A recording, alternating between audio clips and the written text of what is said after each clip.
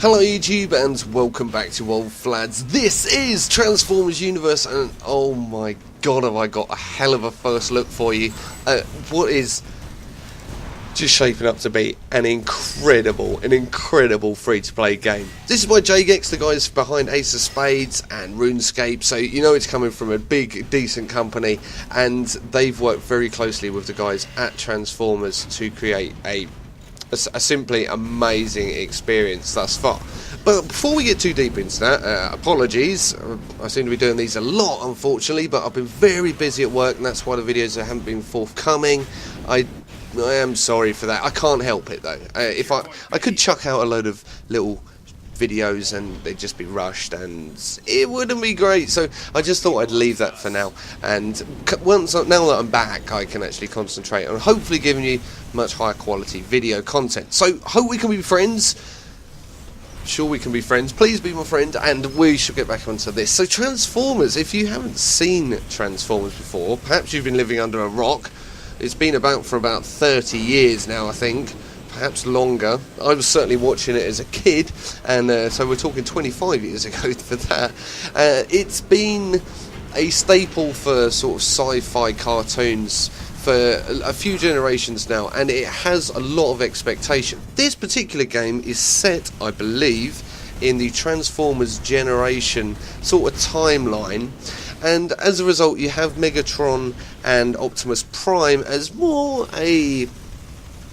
well, the words Jagex use are more of a godlike figure, so they don't actually feature as soldiers or as warriors that you can use in game. They're more there as your mentors and your leaders. The story, the loose story, is that Optimus Prime has gone missing and Megatron is scouring the galaxy looking for him. They're currently on Earth, but it's set to move throughout the entire universe. That's why it's called Universe, and whilst they're in open beta it's just on Earth just while they test mechanics and whatnot, but that gives you a background to the story. So the game itself, I did say that this is just a fantastic experience, and I really do mean that. And I've been playing, I should probably be honest with you, I've been playing this game for a while now, but not solidly. I've played it on and off. I think I had a go in, I think it was closed alpha, and that was some months ago now. That was perhaps 6 months ago, and I had a little go, enjoyed it, but it didn't grab me like fully, which was a shame because I do like to get involved with these games at an early stage if possible. But I left it alone, did other stuff, come back, it's now open beta, and it's such a polished and wonderful experience. There are a few imbalances, of course there are. It's still beta, there's still a good time left of the development, and the roadmap for this is huge as well, so there's going to be lots of changes. But as you can see, and that is possibly my favourite part of the game, is the transition between bot and vehicle. That's something that everyone knows that Transformers do. Those little touches are something that really add just a sense of, I guess, depth, but also immersion into the game. With the seamless transitions, they allow you to traverse land as some sort of hyper advanced robot would. So instead of being constrained to simple jumping or running quickly, you actually have this mechanic that allows you to almost utilise the fact that you are jumping in and out of a transition, and I really love that. Aside from that though, from the combat is incredibly satisfying. The sounds that they've actually used, the way that damage is dealt, the way that you feel damage as well, is something that they've nailed it. There are some games you feel like it's a bit pea shooterish, but in this game everything thuds, everything clangs, everything just feels like you've got a solid hit on people. Now the hits that you get on people are based around your class. There are several, I'm probably going to get them wrong, but you've got the soldier, who's like the mid-range guy, and I'm playing Rampart here. He'll do medium damage, he'll take medium damage, he does a little bit of healing, does a little bit of everything. He's sort of the general soldier.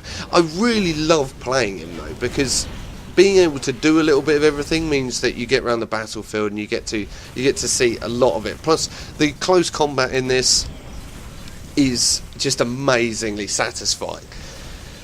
So I do like playing the soldier. You've got the soldier, You've got the long range guys who do massive amounts of damage, so they're like the, I would say the long range guns are sort of DPS, but there's an entire class based around just pure damage, and they obviously have a trade-off of having low health. At the moment, the balance between those is a little bit sketchy, if you ask me, but beta is beta. You then have the, I said the long range guys, you've got the damage dealers, then you've got people like Triarch. He's a warrior who does pretty much solely health. So if you were in a match, and this is important because like any game that requires different classes in order to succeed, a healer can be the difference between winning and losing, especially in the battles. Triarch himself is pretty much pure heal, like I said, and it is quite a difficult class to play properly. So if you are looking to play as a healer, you're going to need to get in there and get a lot of practice with that. The rest of the, like the damage dealers, they sort of play themselves out. You'll get a lot of kills, but you'll also suffer a lot of deaths if you run in and out, and this sort of leads on to how you play with your team. In this particular video that you're watching, we started off really quickly, and then as you can see now, we are in massive trouble. We actually end up losing. Now the reason I put a loss in instead of doing a win is because I wanted to show you the importance of teamwork. We spent a lot of this video at the beginning trying to kill the other team and just sort of racking up kills and wrecking face. Good fun, don't get me wrong, but in an objective based game mode, not much use, especially when the enemy team, just they decided to sod it, we'll play the objective, and the win is everything. It makes a huge difference to your points in this game. So playing as a team is far more important than the single person that wants to go around getting kills. Don't get me wrong, if the matchmaking sort of unbalances things a little bit and you get put in with a good player, you run into a team that can get lots of kills and can also win because of teamwork. That being said, the matchmaking in this is very good. So when you are with in a balanced match, sort of 3v3, 2v2, 4v4, which is ideal 4v4 because of the size of the maps, you do find that you're in a battle of who wants to play as a team. If you go into 3 enemy players, you will die. There's very little ways around that. So you have to decide when you're going to go into battle. Are you going to go alone? Are you going to go as a team?